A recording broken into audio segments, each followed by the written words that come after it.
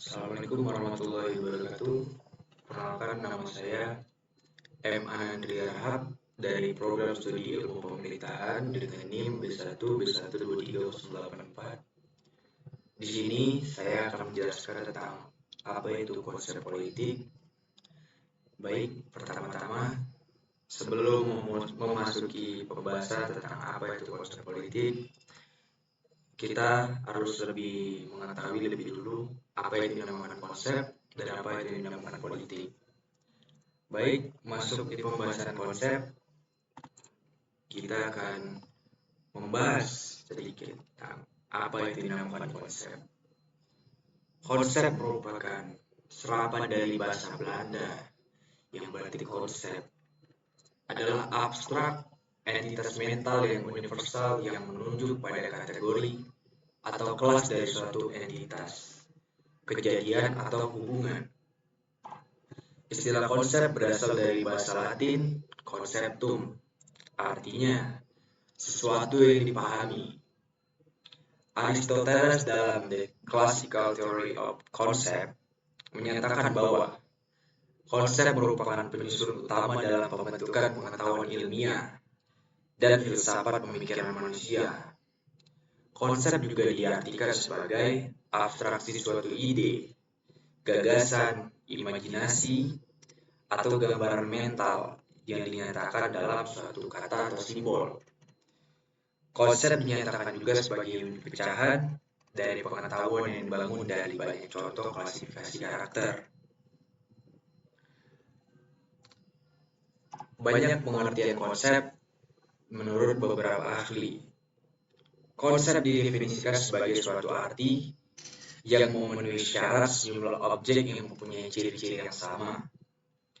Konsep juga diartikan sebagai sesuatu yang mempermudah komunikasi antar manusia dan memungkinkan manusia untuk berpikir atau menghasilkan gagasan.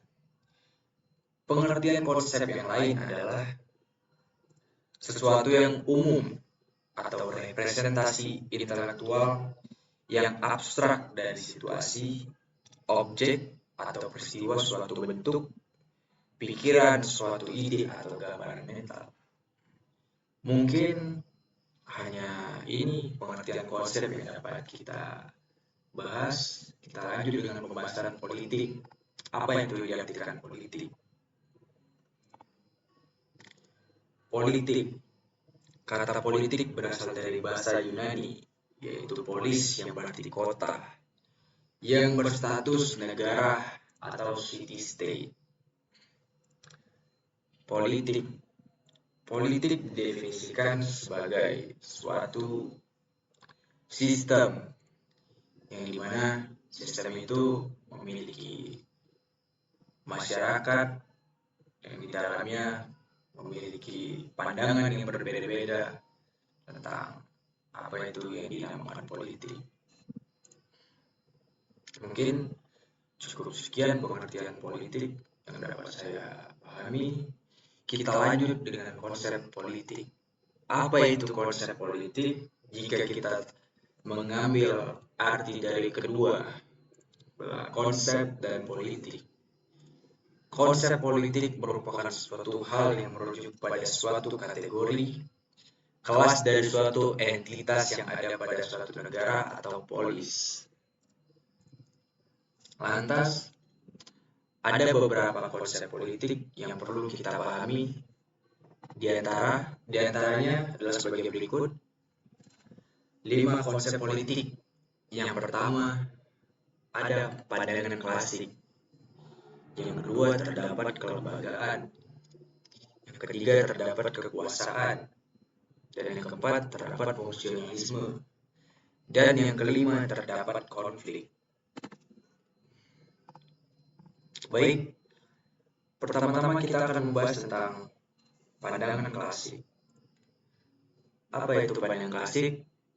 Politik memiliki konsep klasik, di mana politik tersebut akan digunakan oleh masyarakat untuk bisa mencapai suatu kebaikan bersama yang di dalamnya dianggap memiliki nilai moral yang lebih tinggi.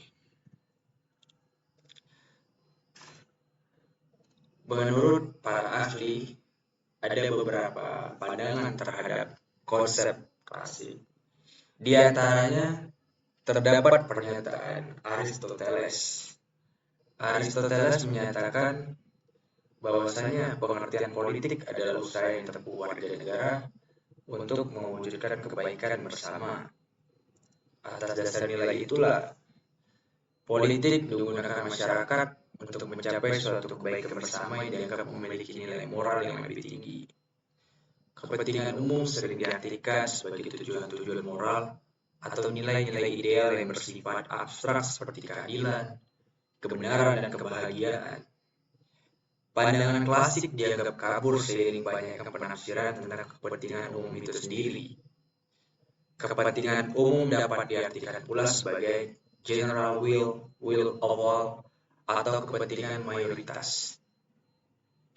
Baik, selanjutnya kita akan memasuki sesi di mana ada yang namanya konsep politik kelembagaan. Apa itu konsep politik kelembagaan? Politik juga memiliki sifat kelembagaan.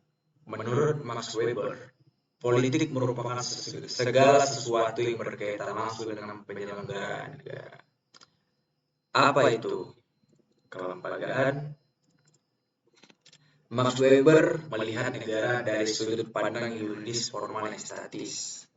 Negara dianggap memiliki hak memonopoli kekuasaan fisik yang utama. Namun, konsep ini hanya berlaku bagi negara modern yang sudah ada diferensiasi dan spesialisasi peranan, negara yang memiliki batas wilayah yang pasti dan penduduknya tidak nomaden. Baik, tahap ketiga, kita akan masuk ke tahap kekuasaan, yang dimana menurut Robinson, politik merupakan suatu kegiatan untuk mencari dan mempertahankan sebuah kekuasaan atau suatu kegiatan yang menentang pelaksanaan kekuasaan, yang dimana kekuasaan sendiri adalah kemampuan seseorang untuk mempengaruhi orang lain, baik pikiran maupun perbuatan, agar orang tersebut berpikir dan bertindak sesuai dengan orang yang mempengaruhi. Kelemahan dari konsep ini adalah tidak dapat dibedakannya konsep beraspek politik dan yang non-politik. Dan juga kekuasaan hanya salah satu konsep dalam ilmu politik. Masih ada konsep ideologi, legitimasi, dan konflik. Baik, selanjutnya kita akan berada di fase fungsionalisme. Apa itu fungsionalisme?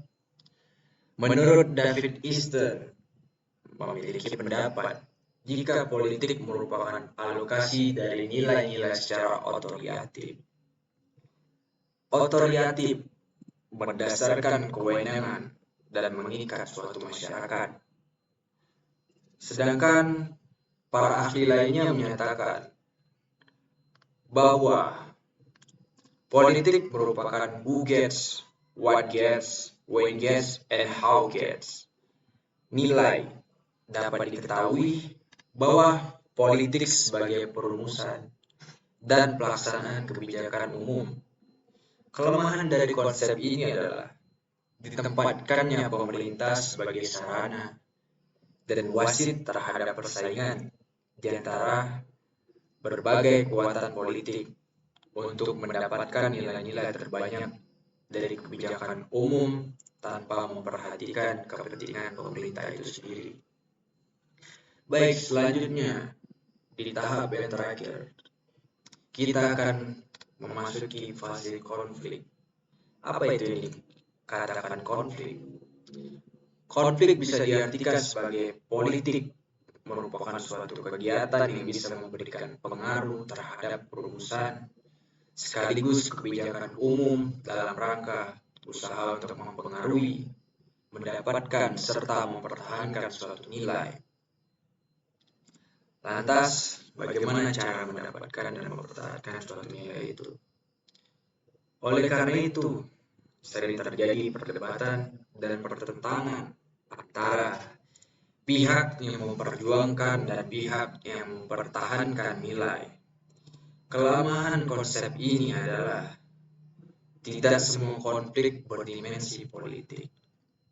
Jadi, dalam penerapan konsep politik kali ini, banyak contoh perilaku politik lainnya. Apa itu yang dimaksudkan perilaku politik? Perilaku politik adalah perilaku yang dilakukan oleh insan atau segenap individu atau kelompok guna memenuhi hak dan kewajibannya sebagai insan politik. Seorang individu atau kelompok diwajibkan oleh negara untuk melakukan hak dan kewajibannya guna melakukan perilaku politik. Adapun contohnya yaitu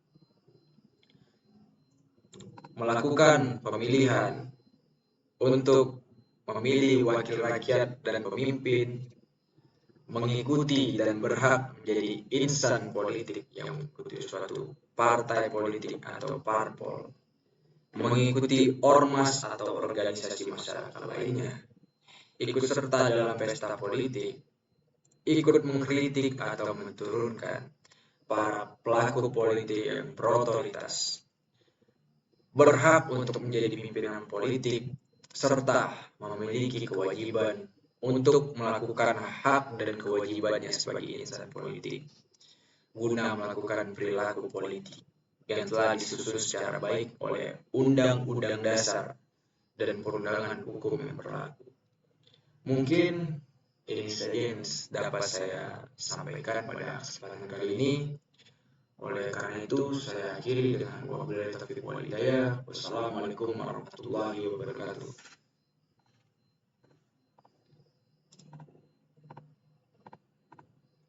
Berapa menit,